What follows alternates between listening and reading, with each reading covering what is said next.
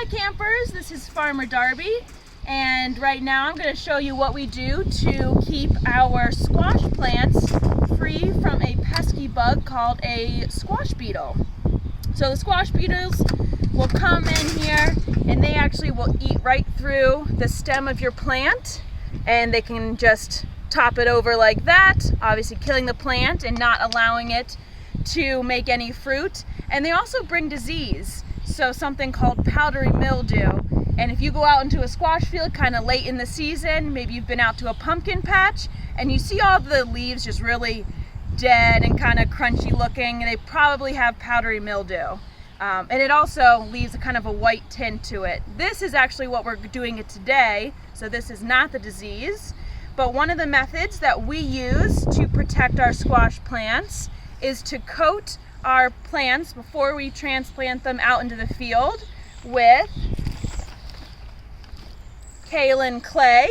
So this is a powdered rock that farmers have been using for a long time to coat their plants and to give them kind of an extra barrier between the plant and the insect. So if an insect lands on it when it's coated in this, then they don't like it, it'll get on their wings, they can't fly very well, and it just helps as a physical barrier between the plant and the insect.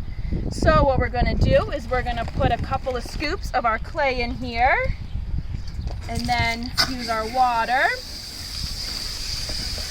So what we do is just get a mixture. Excuse the hose, it has some hiccups today. So we use a ratio of clay and water, and it kind of looks a little bit like foamy milk.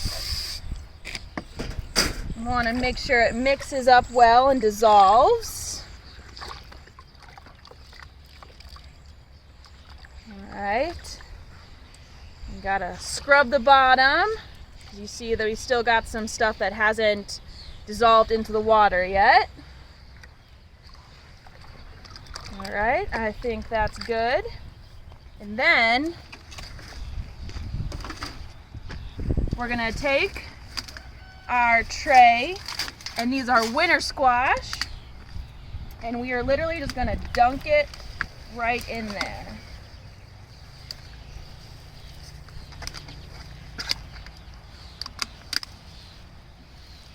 All right. And then as it dries, it'll become chalky like this and create a nice barrier. Thanks, guys! Hello! And now we're out in the squash patch.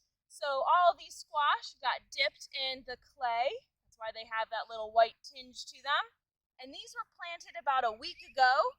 So we put them in the ground on top of this black plastic that we use as a weed barrier. And then we come in and we tuck them in with this, what we call row cover.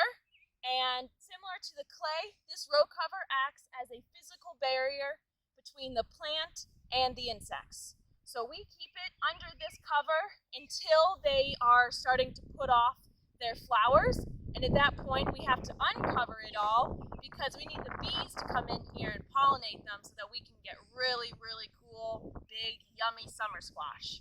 So we'll leave these guys tucked in here for another couple of weeks while they grow. And then in a month or two, we'll have summer squash. Another way we control pests is through vacuuming. So we're here right now in our kale patch.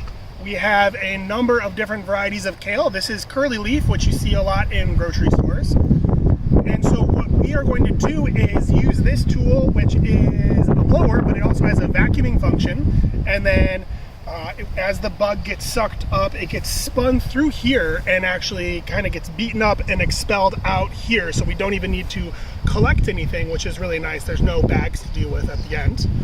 The pest we're trying to deal with right now is called a flea beetle. So it's a type of beetle, it's not a flea, and it's really small. It jumps just like a flea, and that's why they call it a flea beetle. And so these are really hard. We can't go through and hand pick them off because they are so small. They're quite fast. And so What this tool does, it takes advantage of their natural habit of trying to jump away. When they jump away from the leaf, we can then use the suction of the vacuum to suck them into here. So we're taking advantage of this pest's natural habits to eliminate it.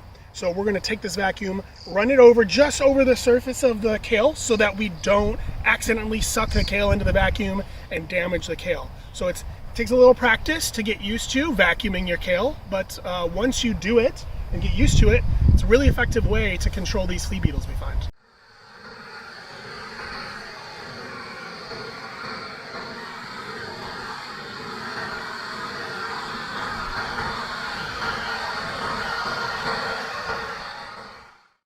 Here we have some pretty extensive damage from flea beetles.